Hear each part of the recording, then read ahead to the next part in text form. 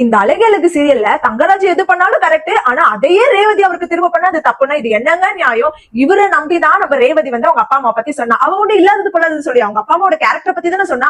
ஆனா இவரு என்ன பண்ணாரு, போயிட்டு அது அப்படியே அவங்க அம்மா அப்பா கிட்ட போட்டு குடுத்துறாரு. இவ சும்மா இருப்பாளா? இவ கரெக்டா தரமான செயல் தான் செஞ்சா அவர் என்ன அவங்க அம்மா பத்தி சொன்னாரு அதை வந்து போட்டு குடுத்துறா. இது என்ன தப்பு இருக்கு? இவரை பொறுத்த வரைக்கும் பொண்டாட்டி அடிமையா இருந்தா அவன் நல்லவன், இல்லன்னா கெட்டவ. இது என்னங்க நியாயம்? நம்ம ரேவதி சும்மா இல்லாம எங்க அம்மா அப்பா கிட்ட நீ போட்டு கொடுக்குற, இரு உங்க அம்மா கிட்ட போட்டுக்கிறேன்னு சொல்லிட்டு அவங்க அம்மா கிட்ட எல்லாத்தையும் போட்டு கொடுத்துட்டாங்க. அவங்க அம்மா பத்தி அவர் சொன்னது எல்லாத்தையும் அதை வச்சு ஒரு பிரச்சனை பண்றாரு. இவ இவ்வளவு சீக்கிரம் தூங்குற ஆள் கிடையாது அப்படின்னு சொல்லிட்டு கத்தி எழுப்பிட்டுறாரு. பசங்க எல்லாருமே எந்திரிச்சிட்டாங்க. என்னடி நினைச்சிட்டு இருக்கோம் மனசுல? எதுக்கு எங்க அம்மா கிட்ட வந்து நான் சொன்னது எல்லாத்தையும் சொன்ன அப்படின்னா, நீங்க மட்டும் அவங்க கிட்ட சொன்னதை நீங்க அப்படியே போய் சொல்லலாம், அது தப்பு தான் அப்படின்னா, அப்ப பழிக்கு படி வாங்க அப்படின்னா, அப்படி கிடையாதுங்க, உங்களுக்கு நீங்க பண்ணது தப்புன்னு புரிய வைக்கணும் தான் அப்படி பண்ண. ஆனா அத்தை வந்து இவ்வளவு இது பண்ணுவாங்க, நீங்க காலெல்லாம் விழுற அளவுக்கு நடக்கும்னு எனக்கு தெரியாது அப்படின்னு. நீ எல்லாமே வேணும்னு தாண்டி பண்ற, எனக்கு தெரியும். நீ வர வர ரொம்ப மாறிட்டே வர ரேவதி. நீ நல்ல விஷயமா மாறினாலும் பரவாயில்ல, ஆனா நீ பண்றது எதுவுமே சரியில்லை, ரொம்ப மோசமானாலும் மாறிட்டு வர அப்படின்னு. எனக்கு புரியல. இவருக்கு ஏத்த மாதிரி ஜால்ரா அடிச்சுக்கின்னு இவருக்கு ஏத்த மாதிரி இருந்தா அடிமை மாதிரி இருந்தா நல்லவ, இல்லன்னா கெட்ட வைத்தியம். என்னங்க நியாயம்? என்ன பொறுத்த வரைக்கும் ரேவதி பண்ணது கரெக்ட் தான் எனக்கு தோணுது. உங்களுக்கு என்ன தோணுது அதை கண்டிப்பா கமெண்ட் செக்ஷன்ல சொல்லுங்க. சோ வந்து பேசிட்டே இருக்கும்போது நீ மறுபடியும் இந்த வெளியில அப்படின்னு, நான் வரமாட்டேன், நான் வந்தா இளவரசி அழுவா, நான் வரமாட்டேன் அப்படின்னு சொல்லிட்டு சொன்னாரு. நான் நாளைக்கு பாத்துக்கிறேன் அப்படின்னு சொல்லிட்டு கோமா அங்க வந்து வெளியில போயிடுறாரு. ரேவதி ஒரு மாதிரி பயந்துட்டு இருக்கா.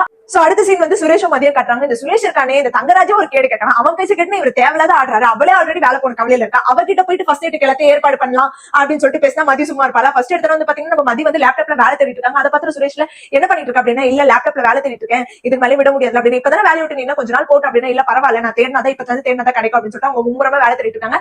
இவர் வந்து உண்மையாவே அக்கறையா பாசமா பேசுறாரு. நம்ம பார்த்தா இவரோட தேவைக்காக மதிய யூஸ் பண்ணிக்கிறாரு. மதி கிட்ட போயிட்டு என்ன சொல்றாருன்னா, இது போல வேலையெல்லாம் நீ அப்புறம் தேடிக்கலாம், உங்களுக்கு கண்டிப்பா வேலை கிடைக்கும் அப்படின்னு சொல்லிட்டு அப்படியே ஒரு மாதிரி குறு குறுன்னு கண்ணு காது மூக்கு வாய் எல்லாத்தையும் பாக்குறாரு.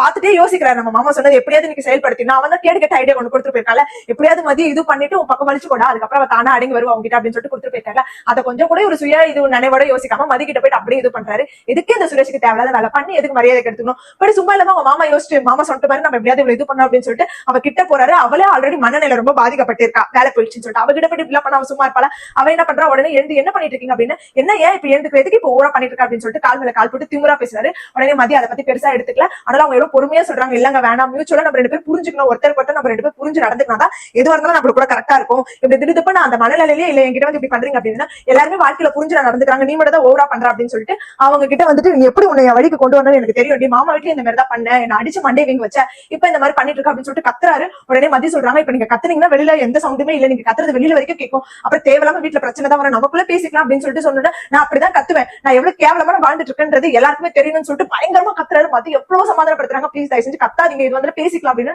கேட்கவே மாட்டேங்கிறாரு. அவங்க அம்மா காதுல அது விழுந்து வந்து கதவை தட்டுறாங்க. போங்க நீங்க தானே கத்துனீங்க அப்படின்னு சொல்லிட்டு மதி சொல்றாங்க, நீங்க தானே கத்தி உங்க அம்மா இது பண்ணீங்க, போங்க நீங்க பதில் சொல்லுங்க அப்படின்னு சொல்றேன், நான் எவ்வளவு கேவலமா வாழ்ந்துட்டு இருக்கேன் நானே சொல்றேன் அப்படின்னு சொல்லிட்டு கதை வந்து தட்டிட்டு உடனே வந்துட்டு என்னடா சண்டை போட்டுட்டு இருக்கீங்க அப்படின்னு, ஆமா உங்களுக்கு இவனை கல்யாணம் பண்ணி வச்சு என் வாழ்க்கையே கெட்டு போச்சு அப்படின்னு சொல்லிட்டு அவளை தரத்தாங்க வெளியில கூட்டு வராங்க. அப்பயுமே மதி சொல்றாங்க வேணா கத்தாதீங்க அப்படின்ட்டு. உடனே இந்த சைட்ல பாத்தீங்கன்னா நம்மளோட மலரும் பாக்யராஜும் எழுந்து வெளியில வராங்க. என்னாச்சுன்னு தெரியல, ஏன் சுரேஷ் இப்படி கத்திட்டு இருக்கா அப்படின்னு சொல்லிட்டு அவங்க அப்பாவை எழுந்து வெளியில வராரு. என்னதாண்டா உங்களுக்கு பிரச்சனை, ஏன்டா இப்படி கத்திக்கிறீங்க, என்னதான் ஒழுங்கா வாழவே மாட்டீங்களா, நீங்க இப்படி சண்டை போட்டுட்டு இருப்பீங்க, உங்களால எங்களுக்கு நிம்மதியே கிடையாது அப்படின்னு. இல்ல ஒன்னும் பிரச்சனை இல்லை நாங்க பாத்துக்கிறோம் அப்படின்னு. எச்சி வாய முடியும், என்ன எவ்வளவு கேவலமா வச்சு இருக்கிறது தெரியல எல்லாருக்கும் அப்படின்னு. இவரை கல்யாணம் பண்ணி நான் சந்தோஷமாவே இல்ல அப்படின்னு சொல்லிட்டு கிட்ட அடிக்க வராரு. மதி அப்பவுமே சமாதானப்படுத்தணும் தான் பாக்குறாங்க. ஆனா சுரேஷ் அதுக்கு இடமே கொடுக்க மாட்டேங்கிறாரு.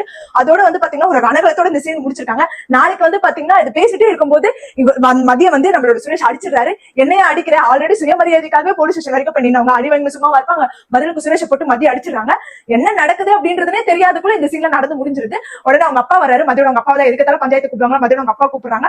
அவர் வந்து பாத்தீங்கன்னா என்ன ஆச்சு, என் பொண்ணு உங்க பொண்ணு வந்து என் பிள்ளைய அடிச்சிட்டா, இதான் நீங்க வளர்க்க அப்படின்னு, அப்ப உங்க பிள்ளை மட்டும் எங்க பொண்ணு அடிக்கலாமா அப்படின்னு சொல்லிட்டு ஃபர்ஸ்ட் டைம் அவங்க அப்பா மதிக்காக நிக்கிறாரு. அந்த சீன்ல நாளைக்கு சீன்ல தான் பார்க்கணும். என்ன பொறுத்த வரைக்கும் சுரேஷ் பண்றதுக்கு மதி தான் கரெக்டான ஆளு அப்படின்னு தோணுது. உங்களுக்கு என்ன தோணுது அதை நீங்க கமெண்ட் செக்ஷன்ல சொல்லுங்க. வெயிட் பண்ணி பார்ப்போம் என்ன நடக்குது அப்படின்ட்டு. இல்ல ஒரு பெரிய ட்விஸ்ட் என்ன அப்படின்னு பாத்தீங்கன்னா நம்மளோட மதி வேலை போனதுக்கு தங்கராஜ் தான் காரணம் அப்படின்றது யாருக்கும் தெரியாது. நான் அந்த கதை தெரிஞ்சா என்ன ஆக போகுதுன்றது தெரியல. வெயிட் பண்ணி பார்ப்போம் என்ன நடக்குது அப்படின்றது.